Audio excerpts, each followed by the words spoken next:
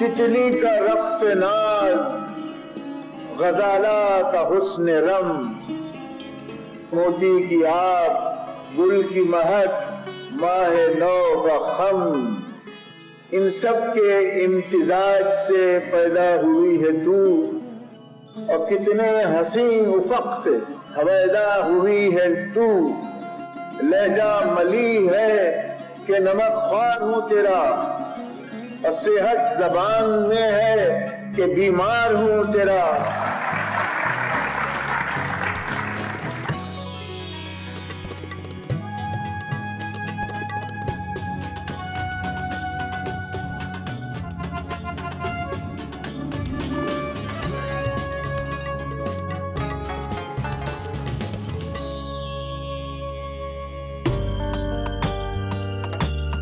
مغلیہ سلطنت بکھر رہی تھی۔ دلی کے نامی سخنوران دوسری ریاستوں میں پناہ لینے کو مجبور تھے، لیکن شورشوں کے اس دور میں بھی ایک صحت مند پیش رفت ہوئی۔ اردو ادب اور اردو تہذیب ہندوستان کے گوشے گوشے میں پہنچ گئے۔ میر کا زمانہ میرا خیال ہے کہ 18ویں صدی اردو شاعری کی سنہری صدی ہے۔ جو مغل سلطنت کا ایک قسم کا زوال تھا، وہ اردو پوئٹری کا عروج تھا ایک قسم کا۔ یہ زبان جو تھی قلعہ معلیٰ دہلی شاہجہاں آباد میں سمٹ کے رہ چکی تھی، پھر جیسے جیسے یہ زبان باہر نکلی اس میں اور نکھار ہوتا گیا۔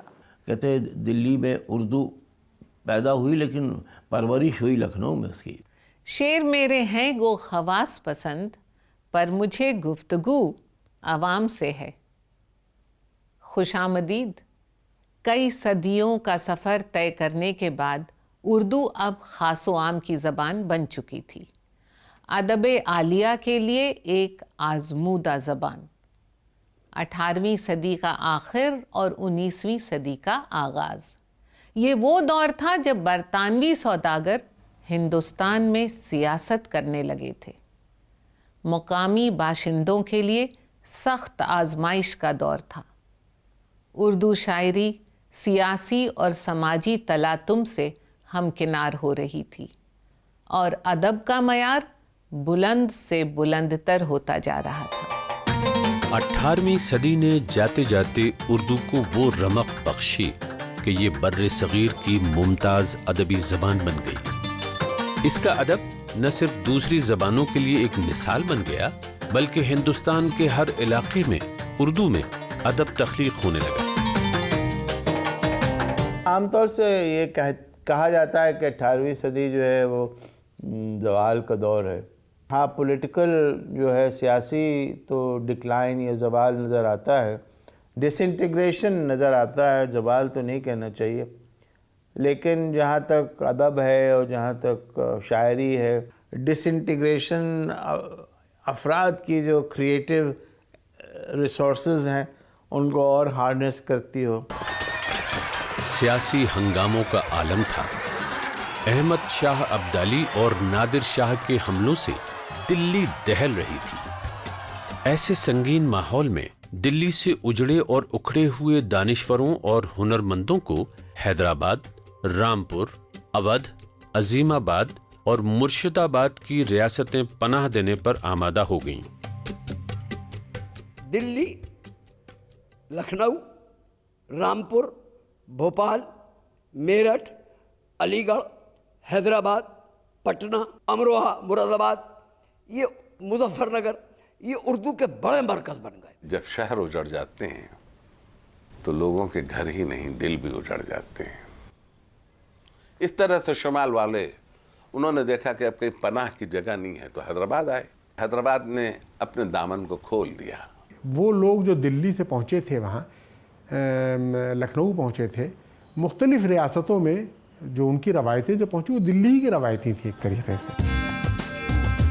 ان ریاستوں کی سرپرستی میں تخلیقی میدان میں نئے نئے مارکے سر ہونے لگے۔ اردو زبان جس میں فارسی کی آمیزش تھی، اب دھیرے دھیرے دھیرے دھیرے اور وہ سہل ہوتی ہوئی چلی گئی۔ کہ وہ لفظ جو کہ دلی میں ختم ہو گئے وہ دکن میں آج بولے جا رہے ہیں اور بہار میں آج بولے جا رہے ہیں۔ جیسے یہ کہ خواب آ گئی نیند کے معنی میں. میر نے لکھا ہے عشق برے ہی خیال پڑا ہے، خواب گئی آرام گیا. ایک زمانے میں پرتگالی زبان کلکتے کے بازار کی زبان تھی. یہ سب لفظ جو ہیں گودام نیلام جو بازار میں ہوتے ہیں وہ وہیں سے تو آئے ہیں. اس طرح سے لفظ جمع ہوتے رہتے ہیں، زبان کے ذخیرے میں خزانے میں آتے رہتے ہیں اور زبان بدلتی بھی رہتی ہے. کسی خاص علاقے میں زبان وہی رہتی ہے لیکن اس میں کچھ الفاظ کچھ طریقے علاقائی استعمال ہونے لگتے ہیں. اس پر وہاں کے کلچر کا اثر ہوتا ہے اور وہاں بولی جانے والی بولیوں کا اثر ہوتا ہے. اس دور میں اودھ زبان اور تہذیب کے سب سے معتبر گہوارے کی شکل میں ابھرا. میر تقی میر لکھنؤ گئے اور لکھنؤ کے ہی ہو رہے. اس دور کی تباہی کو میر تقی میر نے لکھنؤ جا کر یوں بیان کیا: کیا بود و باش پوچھو ہو پورب کے ساکنوں، ہم کو غریب جان کے ہنس ہنس پکار کے. دلی جو ایک شہر تھا عالم میں انتخاب، رہتے تھے منتخب ہی جہاں روزگار کے. جس کو فلک نے لوٹ کے ویران کر دیا، ہم رہنے والے ہیں اسی اجڑے دیار کے. اب جیسے اب نادر شاہ کا حملہ ہو رہا ہے، احمد شاہ عبدالی کے حملے ہو رہے ہیں، تو ظاہر ہے کہ میر یہاں پر وہ تھوڑی لکھ سکتے ہیں جو لکھنؤ کے اندر لکھا جا رہا ہے. وہ تو جو صبح سے شام تک دیکھ رہے ہیں خون بہتا ہو تو اس کی تکلیف کا اظہار تو وہ کریں گے.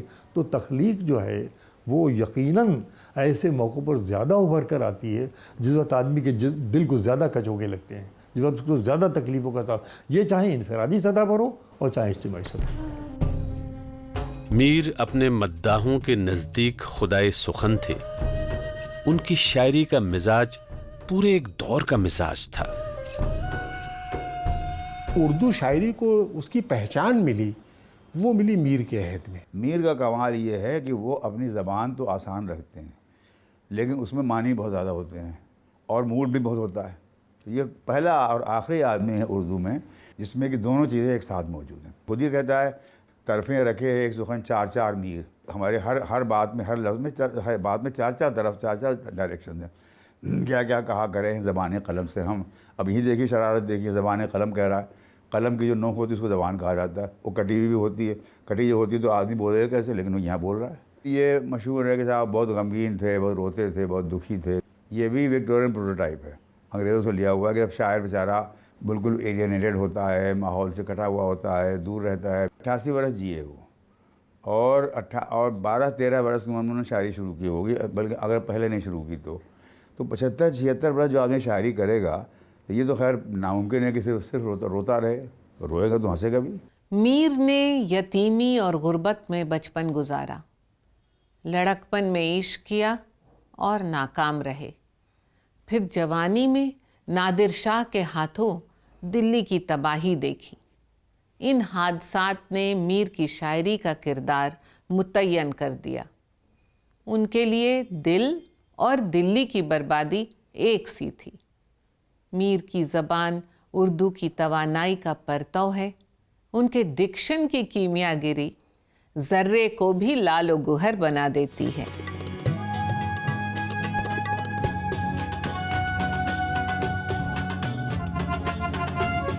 اردو زبان کی یہ خوبی رہی ہے کہ ایک زوال پذیر تہذیب کے تمام زندہ عناصر اپنے اندر جذب کر لے اور آنے والی نسلوں کو ان سے روشناس کراتے ہوئے نئی فکر و تخیل کو پروان چڑھا سکے. 18ویں صدی ابھی ختم بھی نہیں ہوئی تھی کہ فارسی کے بجائے اردو کو ترجیح ملنے لگی. اردو کے بارے میں اگر یہ کہا جائے کہ وہ ہندوستان میں بڑی تیزی سے 17ویں 18ویں اور 19ویں شتابدی میں یہ جو صدیاں ہیں اور 20ویں صدی میں وہ بہت تیزی سے ترقی کرنے والی زبان دکھائی دیتی ہے. دنیا کی ایسی زبانوں میں سے ہے جو ایک دم سے چمک اٹھی. اردو بہت خوبصورت زبان ہے اور اس کی جو پوئٹری ہے وہ بہت ہی اسٹیٹک پوئٹری ہے. اور وہ لوگ جنہیں خوبصورت چیزیں پسند ہیں، وہ لوگ جو خوبصورت خیال پسند کرتے ہیں اور نازک خیالی جیسے کہتے ہیں، ایک بات کو سٹلی کہا جائے، بہت نفاست کے ساتھ کہا جائے، بڑے انداز سے کہا جائے، جنہیں اس بات کی عزت ہے وہ اردو سے محبت کرنے لگتے ہیں۔ مصحفی ہم تو یہ سمجھے تھے کہ ہوگا کوئی زخم، تیرے دل میں تو بہت کام رفو کا نکلا۔ نثر اور نظم دونوں میں نئے تجربے ہو رہے تھے۔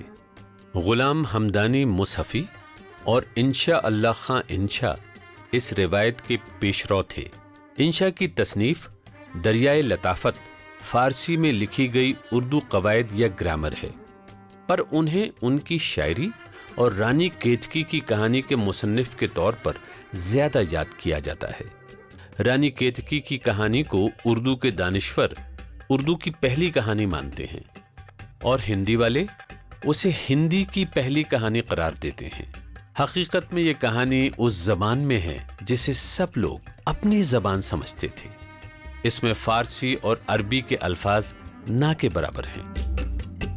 مغل دربار جب اپنی پوری شان و شوکت پہ تھا، اس وقت تک کے جو لکھنے والے تھے وہ دربار سے تعلق رکھتے تھے اور امراء کے طبقے سے تھے، اور شعراء بھی شاعری بھی کرتے تھے تو ان کو دربار میں جگہ مل جاتی تھی، اسی نقطۂ نظر سے انہوں لکھتے تھے۔ عوام کا ذکر نہیں ملتا تھا، لیکن 1756 کے بعد عوام کا ذکر ہم کو ملتا ہے۔ جو لکھنے والے ہیں وہ مڈل کلاس کے ہیں ادیب۔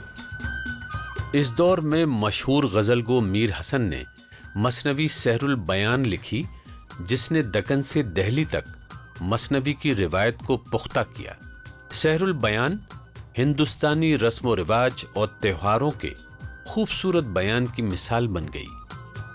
مثنوی سحر البیان دیا شنکر نسیم کی قصہ گل بکاولی اور تصدق حسین شوق کی مثنوی زہر عشق تینوں ہی لکھنؤ میں لکھی گئیں، اور یہ مثنوی کی بہترین مثالیں ہیں۔ ریختہ، جسے اب اردو بھی کہا جانے لگا تھا، اودھ کے نوابوں خاص کر واجد علی شاہ کی سرپرستی میں ترقی کی نئی منزلیں طے کر رہی تھی۔ اردو میں ڈرامہ نگاری کی ابتدا بھی اسی وقت ہوئی۔ واجد علی شاہ کے کرشن رہس کو خاص طور پر بنائے ہوئے رنگ منچ پر کھیلا جاتا، اور واجد علی شاہ خود کرشن کا کردار نبھاتے۔ رہس کی روحانی فضا کو برقرار رکھنے کے لیے شرط یہ تھی کہ دیکھنے والے زعفرانی رنگ کے کپڑے پہن کر آئیں۔ انہوں نے مطلب اپنے دربار میں پورا رہس لیلا کمپوز کیا، اور خود کرشن بن کر ان بیگموں کے ساتھ اپنے نرت کیا کرتے تھے۔ ترپت سگری رہن گوائی کون دیس گئے سانور یاری، بڑا مشہور گانا نواب صاحب کا تھا، اور اس کے اوپر ابھینے بھاؤ ہوا ہے۔ موہن رسیا آئے بگیا چوم رہے رس کلی کلی رہے۔ آئے بگیا بھی اشارہ تھا کہ نواب واجد علی شاہ بھی کوئی کلی ہری نام پکارے، اور کوئی کلی سن علی علی رے، واجد علی ان کا وہ تھا۔ رہس نے عوام کو ڈرامہ اور نوٹنکی کی طرف راغب کیا اور اردو ڈرامے کے لیے راہیں ہموار کر دیں۔ آغا حسن امانت نے اردو کا پہلا جدید ڈرامہ اندر سبھا واجد علی شاہ کے دور میں ہی لکھا۔ جلد ہی اندر سبھا کے ہندی اور گجراتی ترجمے بھی تیار ہو گئے۔ 1892 تک فریڈرک روزن نے اندر سبھا کا ترجمہ جرمن زبان میں بھی کر دیا تھا۔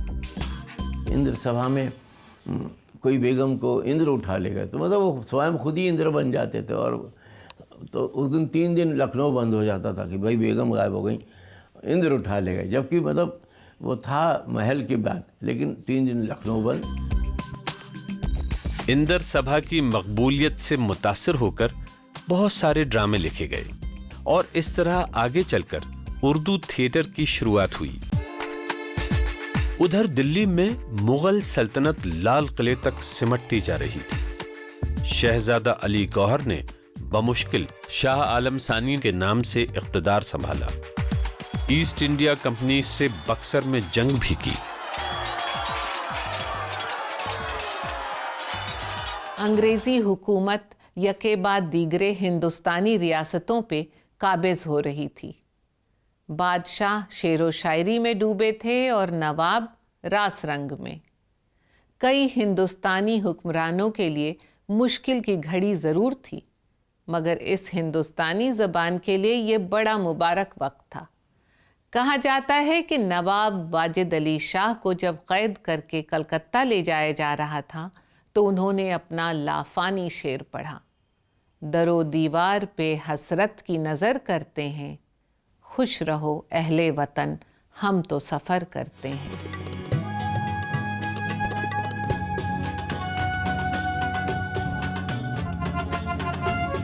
उस दौर के सियासी तगय्युर में उर्दू खुद एक तहरीक बन गई, एक ऐसी तहरीक जिसमें हर मजहब व अक़ीदे के लोग शामिल थे। उर्दू अब मज़ीद मुस्तहकम हो रही थी, अपने परस्तारों तक पहुंचने के लिए बेकरार नई राहें तलाश कर रही थी। 19वीं सदी के शुरुआती दौर में बहादुर शाह अव्वल की तख्त नशीनी के बाद दिल्ली को जो एक बार फिर मरकजी हैसियत हासिल हुई, तो यहाँ फारसी शायरों और बाकमालों का मजमा हो गया। रफ्ता रफ्ता ये लोग उर्दू के ऐसे असीर हुए कि इस जबान में शेर ख्वानी को ही अपना कमाल समझा। दर्द, सौदा, मीर, गालिब, दाग, मोमिन, ज़ौक़, सबके यहाँ तर्ज़े बयान में सादगी, लतीफ़ इस्तिआरे, पुरकशिश तरकीबें और सोज़ो गुदास की ऐसी आमेज़िश है कि एक पूरा अहद शेरों में ढल गया। गज़लें, नज़में, नज़मों की मुख्तलिफ़ शक्लें, मसनवी, मुसद्दस, मुसल्लस, मुखब्बस, मुस्तज़ाद, रुबाई, क़ता। अब क़ता, रुबाई तो 4 मिसरों की है और एक वज़न है उसका ख़ास। क़ता 2 शेर का भी हो सकता है और 20 शेर का भी हो सकता है, तो ये मगर उसका थॉट कंटेंट सब एक होगा। जैसे गज़ल में तो हर शेर कंप्लीट अलग है ना, लेकिन जो क़ता होगा उसका थॉट कंटेंट नज़्म की तरह एक होगा। जहां दिल्ली उजड़ रही थी, वहीं लखनऊ में ऐशो निशात की महफिलें संवर रही थीं। नासिख और आतिश जैसे शोरा ने शायरी की हैसियत इस कदर बदल दी कि उनकी शायरी का एक अलग दबिस्तान दबिस्तान लखनऊ से मंसूब हो गया। अंदाज में ही फ़र्क हो गया कि कोई चीज़ बड़ी रफनेस नहीं ख़त्म हो गई थी।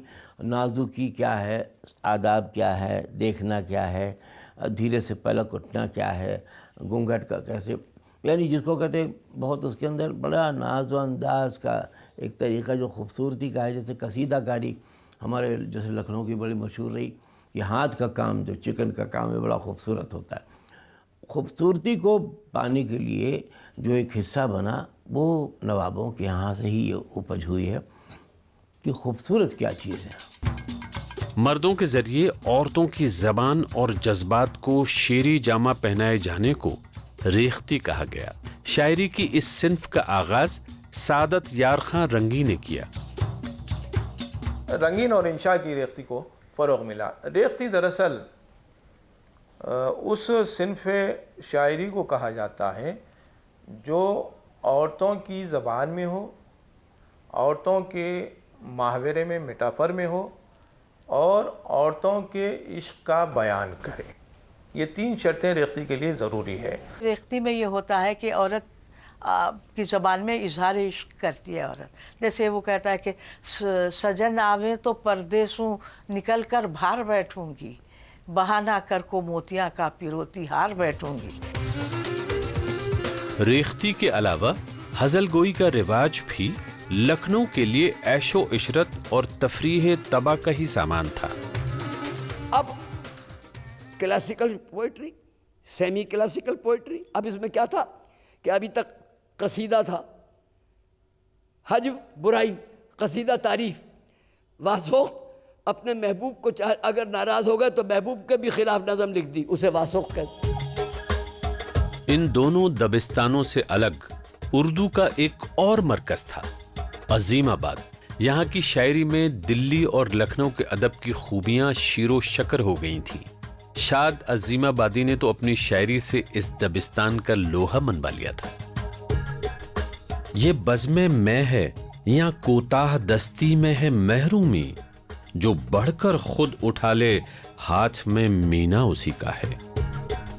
पेशावर में आज भी किस्सा ख्वानी बाजार है, जहां बरसों पहले काफिले आकर रुकते थे और लोग अपने सफर की दास्तानें और ताज़ा कहानियां ज़ेब दास्तां के लिए बढ़ा चढ़ा कर सुनाते थे। الف حمزہ، طلسم ہوشربا، قصہ چہار درویش اور لیلا مجنو وغیرہ وہ مقبول اور مشہور داستانیں ہیں جنہیں آج بھی لوگ بڑے شوق سے سنتے ہیں۔ چلے میں قدے کی طرف مست ہو مجھ کو ساقی وہ عیاریاں روم جا کر باعث سے مت کر۔ ویسے داستان امیر حمزہ جسے داستان وہ زیادہ تر سناتے تھے وہ شروع ہوئی تھی عرب میں کہیں، پھر وہ فارسی میں آئی، پھر وہ ہندوستان میں آئی 14ویں-15ویں صدی میں، لیکن داستان گوئی as a form of story telling تو بہت زیادہ یہاں ہندوستان سے متاثر ہوا۔ تو میں نے جب اس کو شروع کیا 10 سال پہلے تو میں نے اس میں یہ انوویشن کیا کہ ایک کے بجائے 2 آدمی سنائیں۔ مشاعری کی روایت جو دکن میں پروان چڑھی تھی اب شمالی ہند پہنچ چکی تھی۔ اسی قلعہ معلیٰ میں آخری مغل تاجدار بہادر شاہ ظفر کی زیر سرپرستی فروغ حاصل ہوا۔ یہ روایت دنیا کی کسی زبان کے پاس نہیں ہے، جو مشاعرے کی روایت ہندوستان کے پاس اور اردو کے پاس ہے۔ یہ روایت بادشاہوں کے درباروں سے شروع ہوئی، رفتہ رفتہ پھر یہ ہندوستان کے تہذیبی مزاج کا حصہ بنتا چلا گیا مشاعرہ، اور شروع ہوا تھا درباروں سے، رؤسا سے، عمرا کی محفلوں سے، فقراء کی محفلوں سے، جہاں آداب سکھائے جاتے تھے اٹھنے کے اور بیٹھنے کے۔ صدر مشاعرہ تشریف لے آئیں تاکہ شمع مشاعرہ روشن کی جا سکے۔ مشاعرے کے قاعدے قوانین مقرر کرنا ضروری سمجھا گیا، ان کی خلاف ورزی بدتمیزی اور گستاخی مانی جاتی تھی۔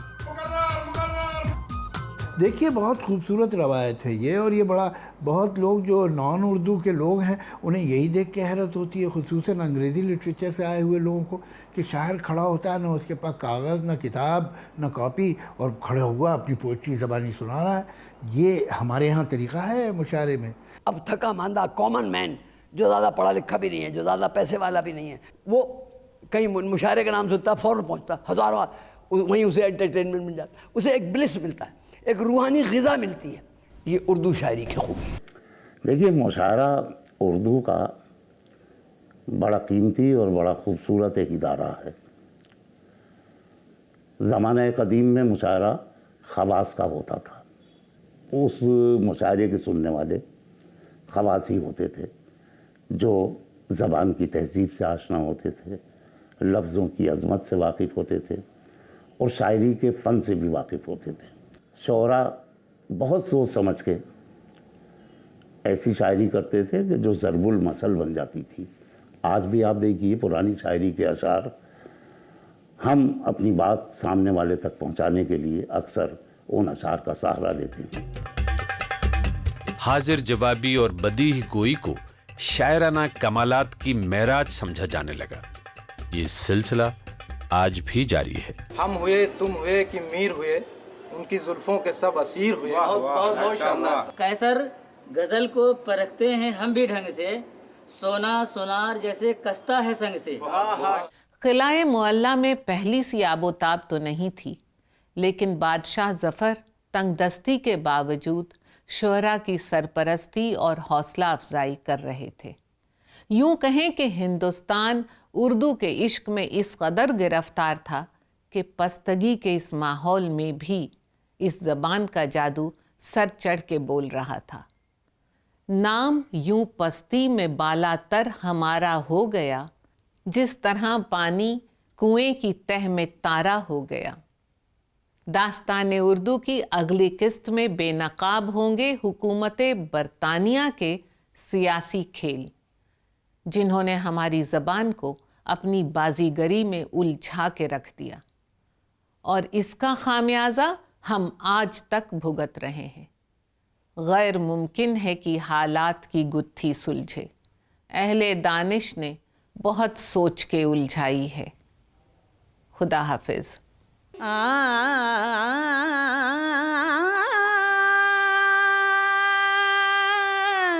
اردو ہے جس کا نام ہمیں جانتے ہیں داغ، سارے جہاں میں دھوم